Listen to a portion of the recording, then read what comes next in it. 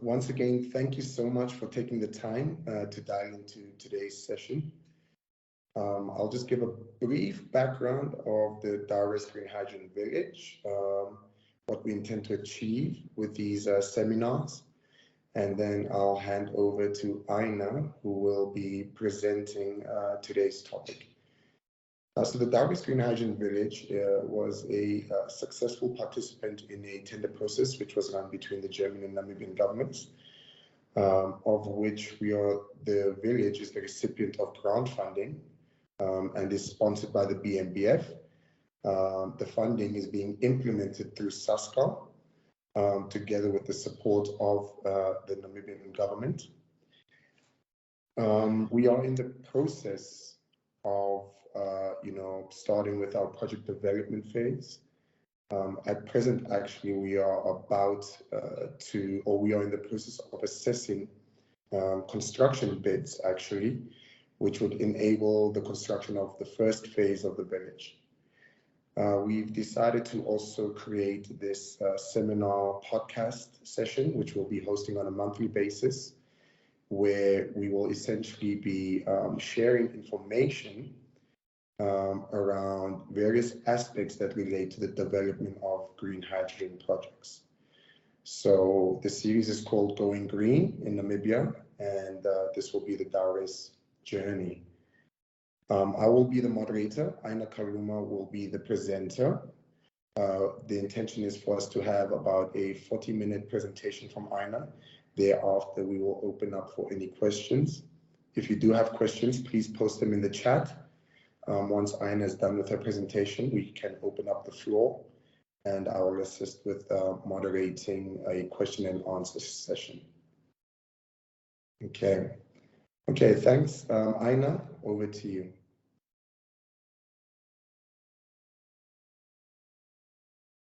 Good evening. My name is Aina Kaluma, and I work as a renewable energy analyst at the Daures Green Hydrogen Village. So this is going to be our first seminar session, and I just want to thank everyone for joining us today. Let me just share my screen so you guys can see the presentation.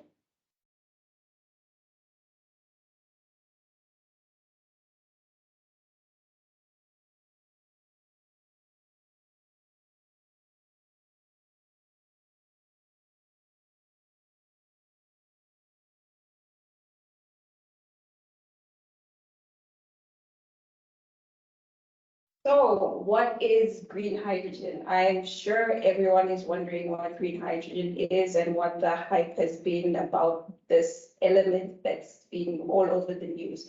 So green hydrogen is hydrogen produced by splitting water into hydrogen and oxygen using electricity generated by renewable or low carbon power. According to standards set by the Green Hydrogen Organization, the definition of green hydrogen is limited to hydrogen produced with an emission limit of 1 kilogram of carbon dioxide per kilogram of hydrogen taken as an average over a 12-month period. This is a global standard. Why green hydrogen? So one of the Paris Agreement's objectives is to substantially reduce the global greenhouse gas emissions to limit the global temperature increase in the century to 2 degrees Celsius.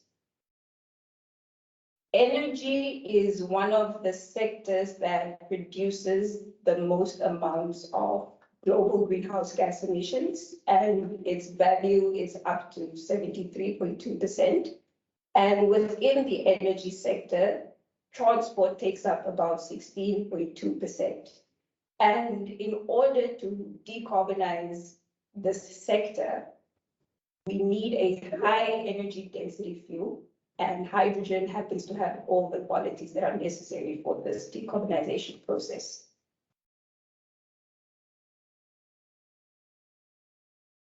So with our Daures Green Hydrogen Village, Daures Green Hydrogen Village site is located in the heart of the Irongo region, and it aims to be Africa's first net zero village, while sustainably producing green hydrogen and green ammonia and carbon-free vegetables. So this is our project overview, and as you can see, our first point is the renewables. So the entire village is going to be powered by the renewables, but with the renewables, we can also split them up into solar and wind. So with this first seminar, we'll be focusing on the solar power.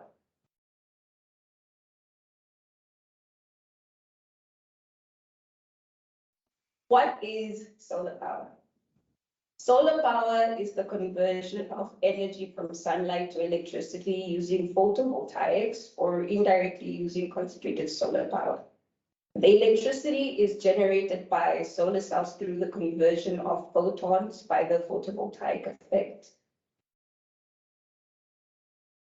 So now that we know what solar power is, we'll now be focusing on the solar resource in Namibia as a whole. So Namibia experiences an average of approximately 10 hours of strong sunlight per day for close to 300 days per year. This makes Namibia a very ideal country for solar power. And Namibia has some of the highest solar irradiation potentials of any country in Africa. When we're looking at values to see which site or which location is the most ideal site for a solar farm, we normally look at the direct normal irradiation numbers. Now, the direct normal irradiation is the amount of solar radiation received per unit area by a surface that is always held perpendicular to the rays that come in a straight line from the direction of the sun at its current position in the sky. So based on this map that we've gotten from Sologis, we can see based on the colors which areas within the world will be most optimal for solar power generation. And we can see that Namibia and countries like Australia come up on top in terms of the ideality. So in terms of our project site, we've conducted a 20-year time series analysis, a desktop study, to see what our DNI is in comparison to other DNIs and whether the value is high enough or if it's not high enough. So our DNI for our site is 2,873 kilowatt hours per square meter.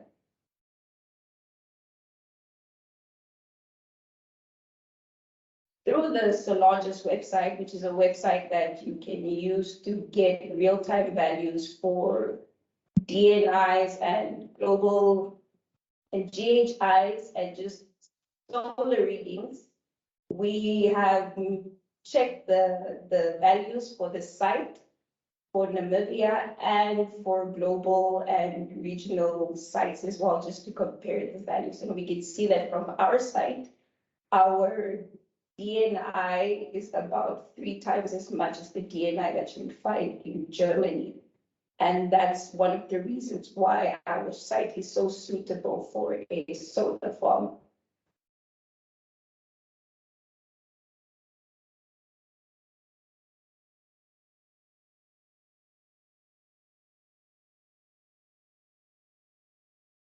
Now that we've looked into the important values related to solar power, we can touch on the more technical side of our solar modules. PV modules or panels are just an assembly of PV solar cells that are mounted in a frame. There are 4 different PV cell generations. There's the first generation, the second generation, the third generation, and the fourth generation. The most economically viable generation is from the first generation, and this first generation consists of monocrystalline, polycrystalline, and gallium arsenide solar cells. So the most popular one that's on the market and the cheapest ones that are on the market are from the first generation.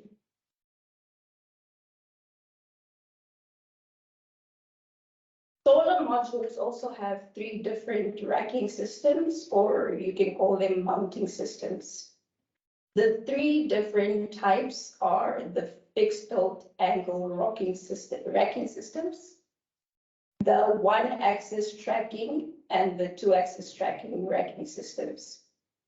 So our fixed tilt solar racking systems they're placed at a fixed tilt angle, which is usually our optimum tilt, and this enables it to absorb the most sunlight. Within the axis tracking systems, there are two horizontal axes and one vertical axis. So for the one axis tracking systems, the system rotates around one axis and they usually move from east to west following the sun's direction. For the two axis tracking systems, the rotation usually happens around two axes simultaneously. So while it's turning horizontally, it's also turning vertically.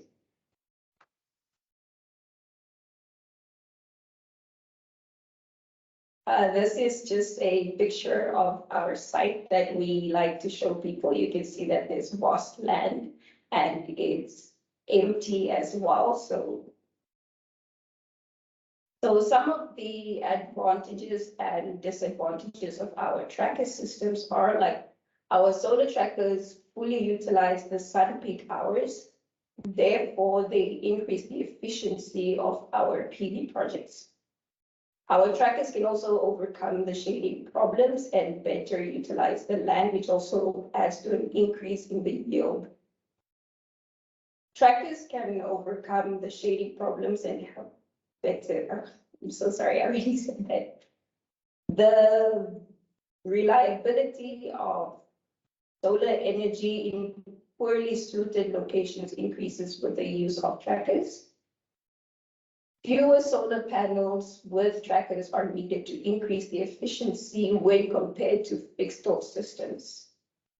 So some of the disadvantages of tracker systems are that trackers are expensive. They're more expensive than fixed tilt projects. But when you design your project, you need to consider if the subsequent yield will pay for the initial cost.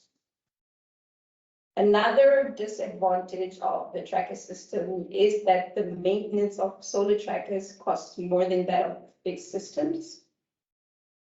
Trackers are also susceptible to weather conditions, so the climate of the location for your project can also become a limiting factor. And also, not all projects can support the trackers.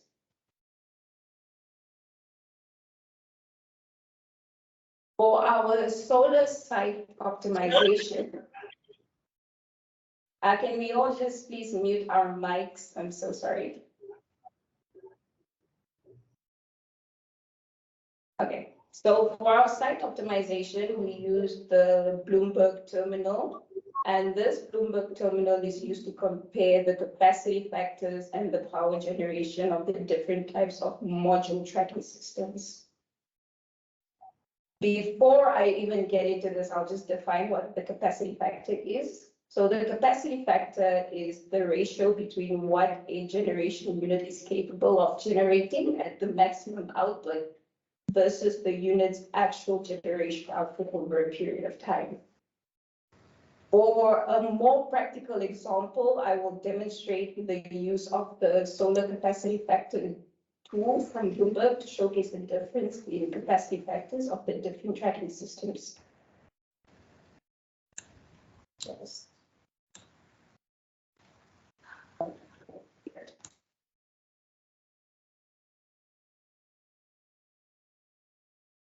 As we can see, we've already inserted some coordinates that are within our site, and we've run the system for the fixed tilt mounting type, and you can see down here that our capacity factor is 21.6%.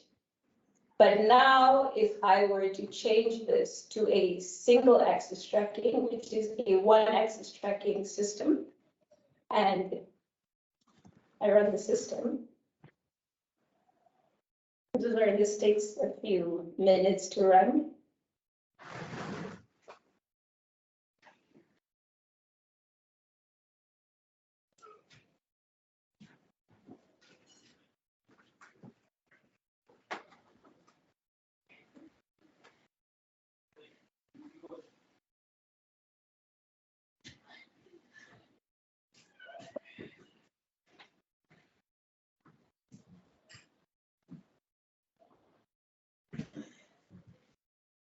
Yes, so it's done running. And we can see that our capacity factor increased to 29.6%. That was an 8% increase, which means it almost increased by 30%. And so now if we were to change our mounting type to a double tracking system,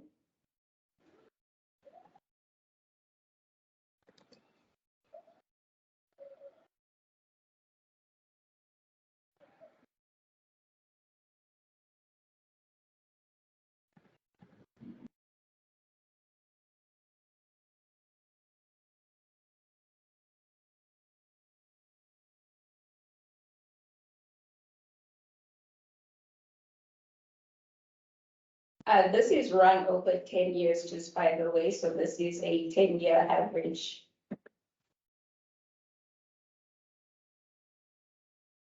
As you can see, the capacity factor jumps up to 31%, but it's not that significant of a difference from the one-axis tracking mounting type. So that's also something you should be taking into consideration when you're choosing the mounting type for your project.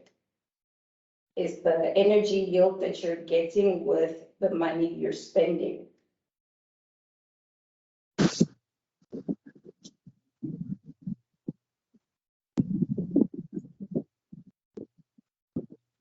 Just for the sake of us looking at more comparisons, we'll look at how we micro-sited on our site. So we've chosen 3 different sites on our site, and we've also run them through the Bloomberg terminal just so we can compare the capacity factors and the PV output to see what the real difference would actually look like. So as we can see from our PV outputs, the single tracking system and the 2-axis tracking system has considerably higher figures than the fixed tilt PV outputs tracking systems. So we can see that the most ideal tracking system to choose for our site would be either the single axis or the 2-axis tracking.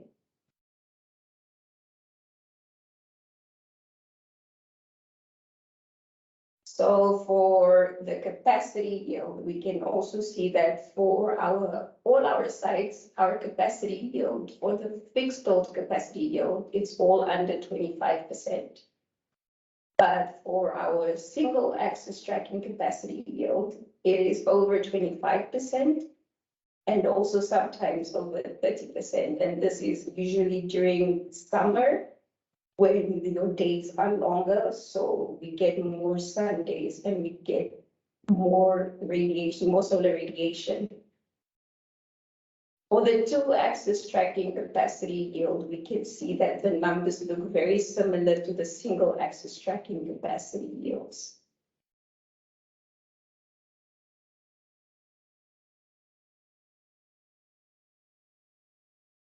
As you can see on our site, we have vast and open lands, which are very much ideal for a solar farm. It just shows that we actually do have the space for the solar modules and whichever systems we do choose or we do decide to choose.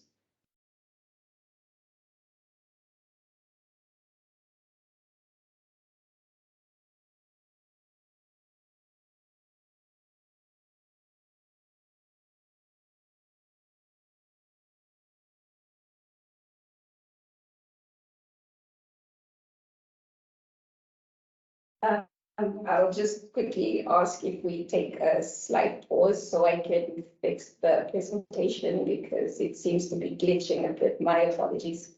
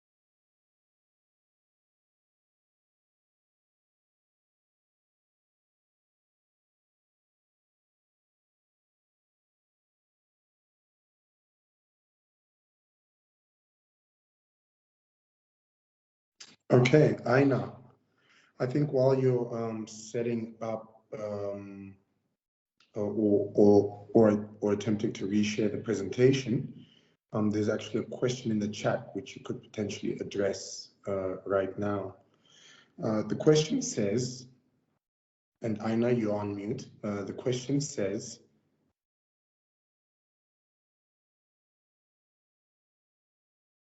Aina?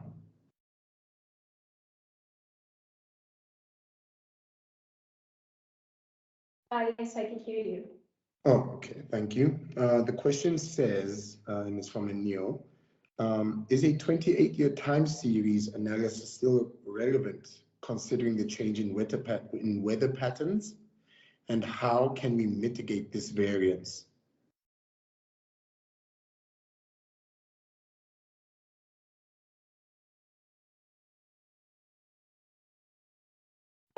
It would actually be most ideal to run a time series analysis for as long as we can, because it gives us more accurate values. Like, yes, the weather has been changing for the past few years, but even when we learn about averages in statistics, we always want to get as many values as possible so we can get a more accurate reading.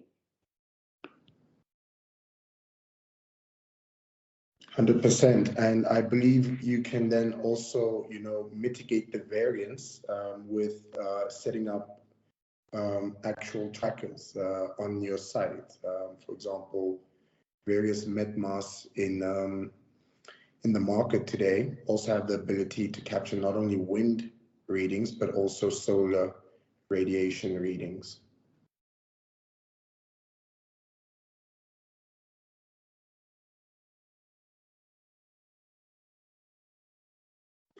I hope this answers your question. Aina, is the presentation fine? Will you be able to share again? It looks like we have another question, actually. But no, the presentation isn't fine yet, so maybe I can just continue answering the questions for now. Okay. The next question that's been raised is, where will the project source its water from? So at present, we're actually busy with our pilot project, and for our pilot project, we'll be sourcing our water from boreholes.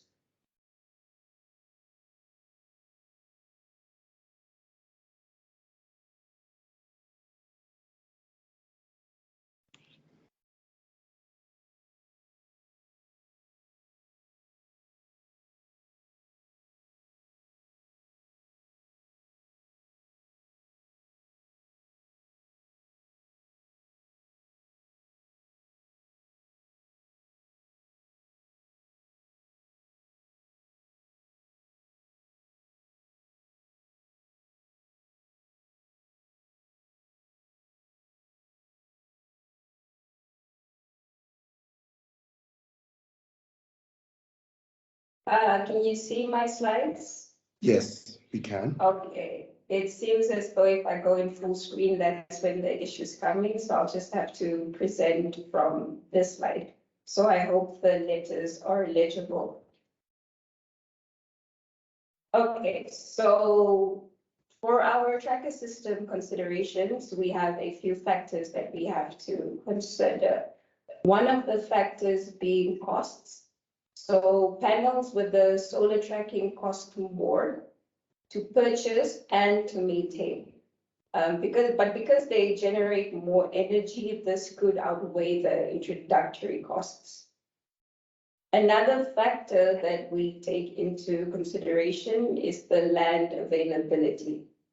So if the space is limited, solar trackers could increase in efficiency and yield in terms of our project, since we won't need as many modules as we would had we chosen fixed dome modules.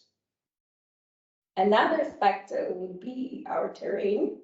So the geotechnical conditions have to be evaluated in order to decide if a project would benefit from a tracker, fixed build, or even a combination of both. So we're not limited to just one kind of tracker system when we're designing our project. It can be a blend of all of them.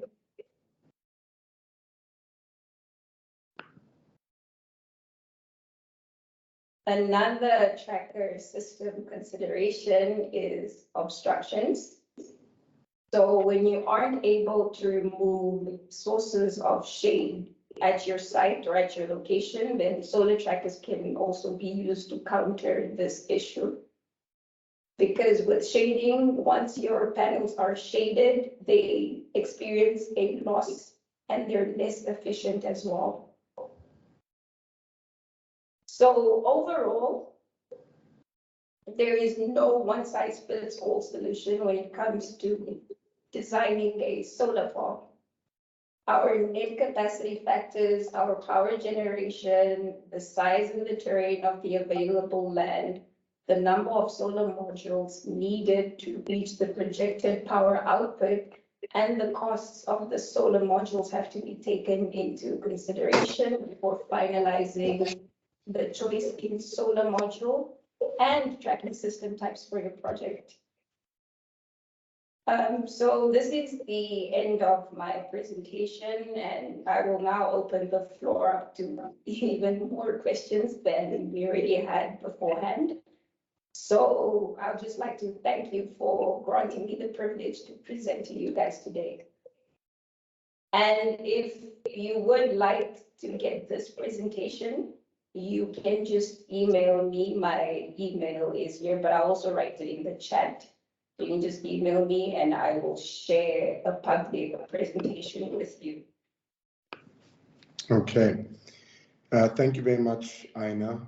It seems we do actually have a few questions. So the first question from Barnabas is on what are the implementation and operational risks identified thus far? And will agri-PV concept be part of the project?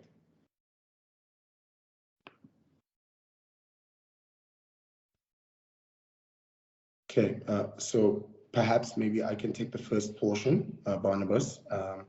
Let me turn my camera on. At present, because we are only busy with our pilot, our solar in scale is actually quite small. So we are only looking at about 610 kilowatts of solar. We have conducted our EIA and we are awaiting the issue of the ECC. It is actually a publicly available document which can be shared, where there have been risks that have been identified thus far. And then for the second part of your question, I'm not too sure what you mean with respect to agri-PV. Happy for you to elaborate, but this project is 100% off-grid. So the agri will be 100% powered by solar. But I suspect you are talking about solutions wherein the PV actually provides shading for the agriculture, if I'm correct.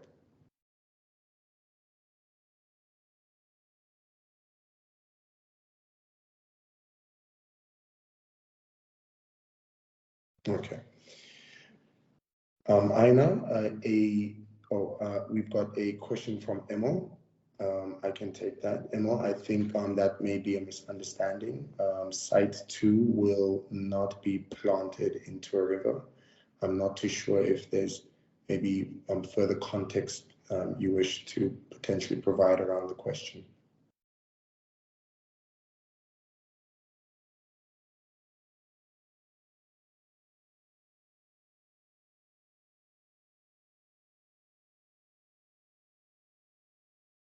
I see there's another question which is asking why is it so important to also have wind if solar can provide the energy? So the problem with solar is only available during the day when the sun is out. So at night, there is no solar power unless you have your batteries that are collecting the excess power that we're not going to be using during the day. Then the battery will be charging at the time. But during the evenings, we would need the wind to provide us with the power that we need to for our electrolyzers and all the other equipment on site. And the project isn't an energy generation project, so we're just trying to have enough energy to have a base load for our electrolyzer. So we're looking for consistency.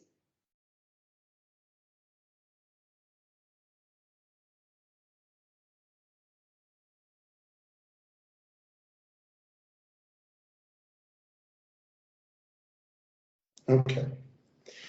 Next question, Aina, is apart from renewable energy usage, what are the other unique factors with respect to the Daures Green Hydrogen Village?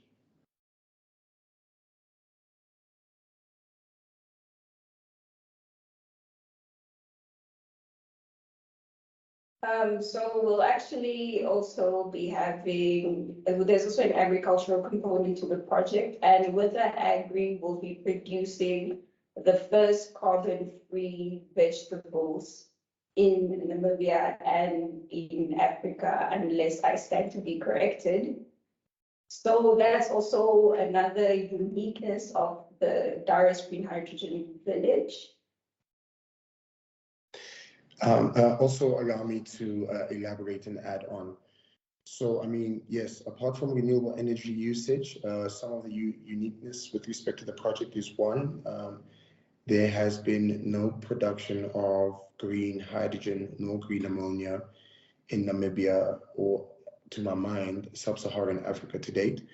So this is, of course, a unique selling point. On top of that, it's also it would also be the first production of carbon-free agricultural produce, so agri-grown with zero carbon emissions attached to it. And then lastly, I think one of the other unique selling propositions with respect to the Daures Green Hydrogen Village are the additional streams that will be unlocked from the local production of ammonia. As you know, fertilizer is one of the key items which can be produced by ammonia, among many other items. Boris, so Boris writes, what is the volume of water required on a monthly basis during the operational phase of the project?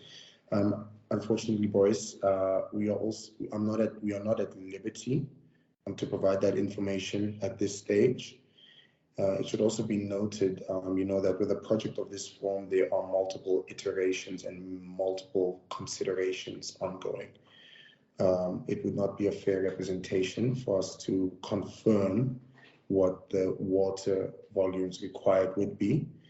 But I will say that, for example, a hydrogen solution, as we intend to make use of in phase one, depending on the OEM that is made use of, would only need about 10 to 15 cubes of water per day. And that could potentially produce about 18 tons of green hydrogen per year. Moses writes, what is the timeline or frame for completion of phase one? At present, the intention is for phase one to go live by December 2023.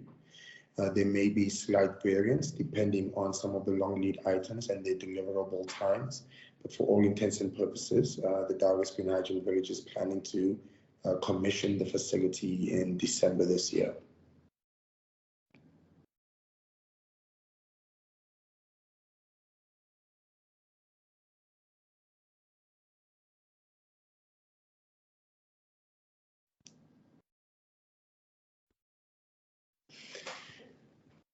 One of the questions, is there green hydrogen production involved in the current project? Yes.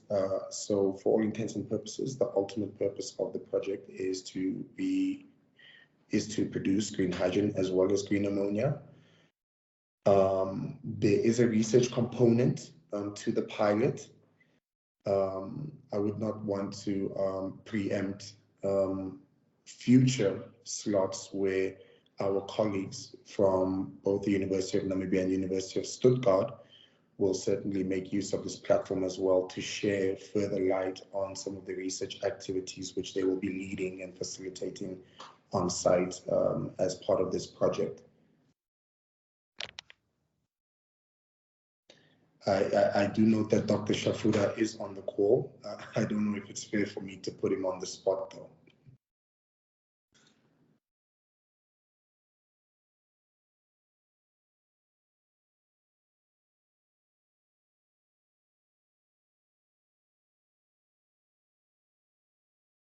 Yes, a question with respect to water. As mentioned, phase one is of small scale. The water requirements are not necessarily significant. For industrial scale production, water is a significant requirement and there will be significant water pressure. But that being said, for all projects, I believe, at present that are launched in this space in Namibia, the intention is to always try and source water from alternative sources as opposed to groundwater. So this would be through desalination. We are actually in the process of investigating desalination for subsequent phases, as well as possibility of piping water from the existing desalination plant, which is currently run by Orano.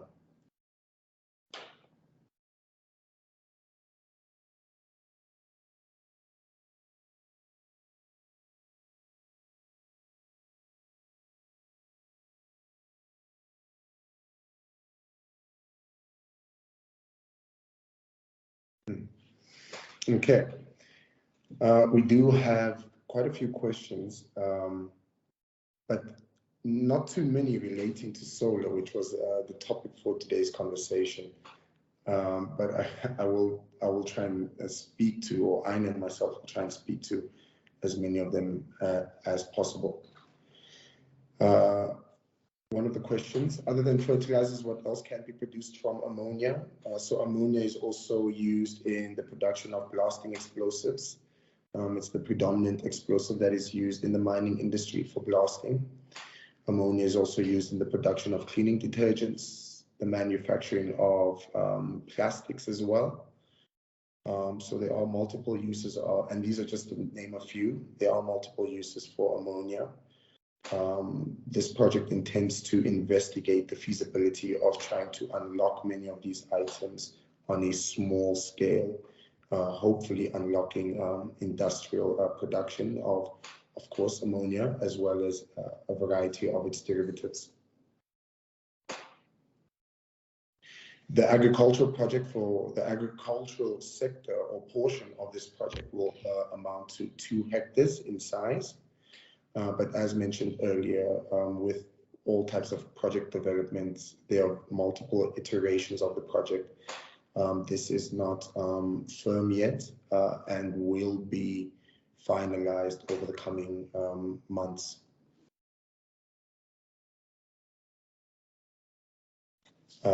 Interesting question on how does this project align with the developmental needs of the Daures village?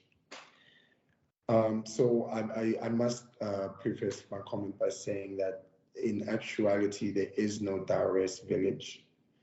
The concept of naming this project the Daures Green Hydrogen Village is, it's essentially a play of words of sort. But with respect to the Daures constituency and members of the constituency, it should be noted that the project partners within this project include the Daure Daman Traditional Authority, which is the traditional authority in the area, as well as the CSEP Conservancy. And these two groups do form part of the project ownership structure.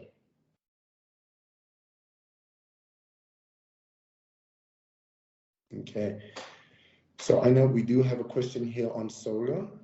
Solar waste builds up after years of operation. Has the factor of solar waste or photovoltaic waste been considered, seeing as it is an emerging problem? i.e., can this be recycled?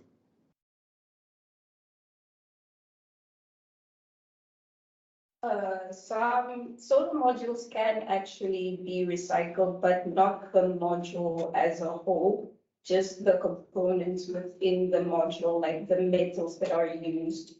But as a solar module in itself being recycled, that isn't possible because of the degradation. After every year, a solar module degrades, so it's not as efficient.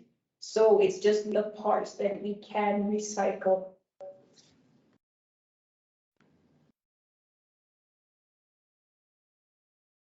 Okay.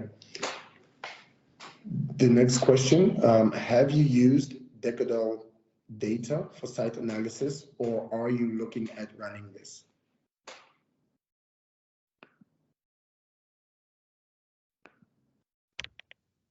We haven't used decadal data for any site analysis, but we are open to using different forms of site analysis so we can get more accurate readings for our different values.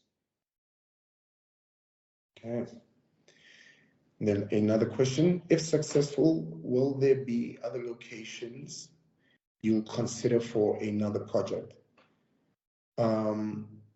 At present, I think our firm focus is on developing Daures. We certainly do have our hands full. So, subsequent projects are not a consideration at this point in time. We intend to just successfully deliver on the pilot and then work towards moving Daures to industrial scale production. Aina, there was a question earlier from Emil. And I think you may have to pull up one of the slides that you showed.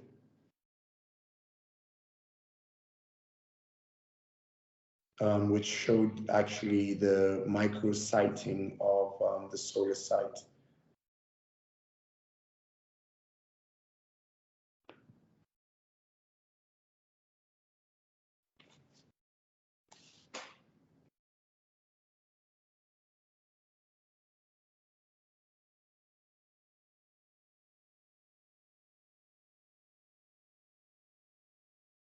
Okay. Emil, I believe this is related to the question. You asked if this site is actually in a river, and actually, no, it is not in a river. Unfortunately, Google Maps does not do the best justice to the site. They've actually not mapped the terrain accurately. That being said, if you do go onto the website, www.daures.green, you'll see that under gallery, we do have pictures of the site, which does look distinctly different to what is available or can be seen on Google Maps currently. I hope that answers your question with respect to the presence of a river and the site being in a river.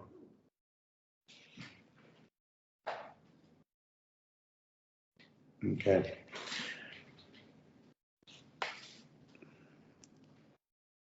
Any other questions? I do note that we are contracted to finish at 7. There is 12 minutes left, but wouldn't want to belabor the point nor the discussion. So any last round of questions, if there are any? And then Aina, I will just populate Aina's email in the chat. Should there be any request to actually receive this deck, Aina is happy to share.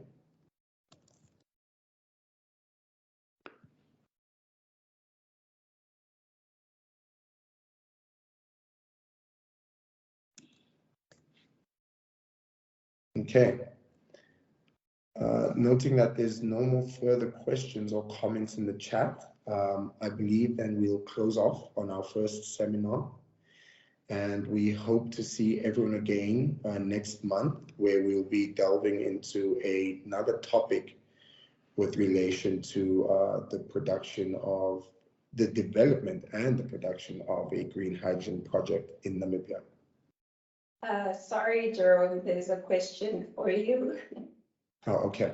What current challenges do you foresee with this project? More of the technical challenges. Well, of course, at present, we are in a pilot, which is fully funded by a grant from BMBF and SASCA. But some of the challenges that we do anticipate in subsequent phases or for subsequent phases will definitely be in fundraising. And fundraising at a competitive rate to ensure that your levelized cost of hydrogen and ammonia is cost competitive to enable and unlock an export market. That is one of the big challenges that we do foresee, which we are actively working to mitigate. And of course, that can be done through, selection of some of the more efficient OEMs in the market, great payment terms, great financing terms, and so forth.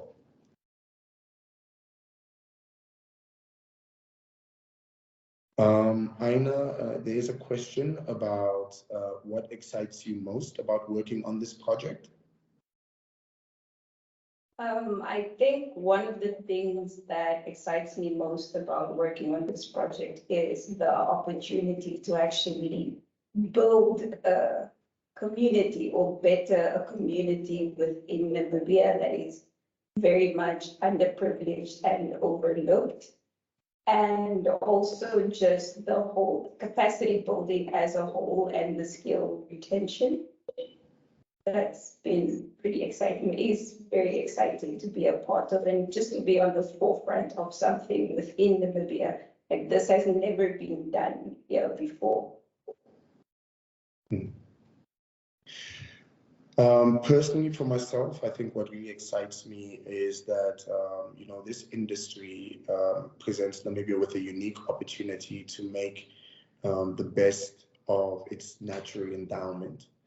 And hopefully through that, we can actually change the narrative for our current generations as well as future generations to come, and create multiple opportunities for Namibians where Namibians can actively participate in an industry that could potentially address many of the concerns and many of the issues that currently face the nation, albeit unemployment or,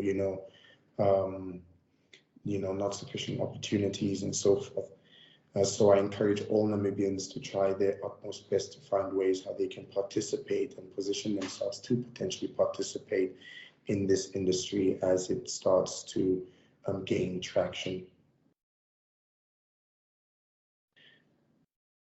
John, yes, we will be operating the solar farm around the clock, but as you know, solar does have a downtime. As such, we will then also have a mix between wind as well as battery. And actually, our forthcoming seminar will focus on wind optimization for a hydrogen project. Mish asks, what are the measures in place to ensure that the communities benefit? Mish, you would have seen, and we hope you would have noticed that we actually went to market with a construction tender. One of the requirements in this construction tender is that 50% of the workforce actually comes from the constituency, and 20% of the work should be earmarked for SMEs from the constituency. Over and above that, our commitment to the community is that we will be sourcing majority of our employment from the community. And then lastly, it should also be noted that the community, through the traditional authority as well as the conservancy, are actually also shareholders in the SPV, which holds this project.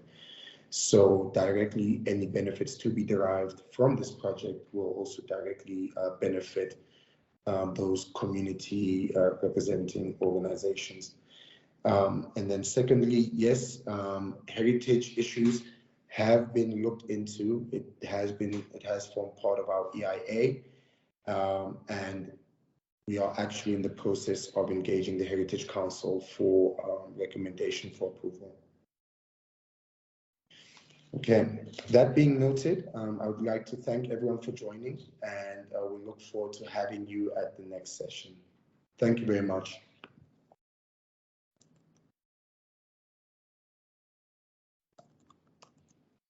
Thank you. If you have any more questions, just send them to my email, seeing that we didn't get to the last ones.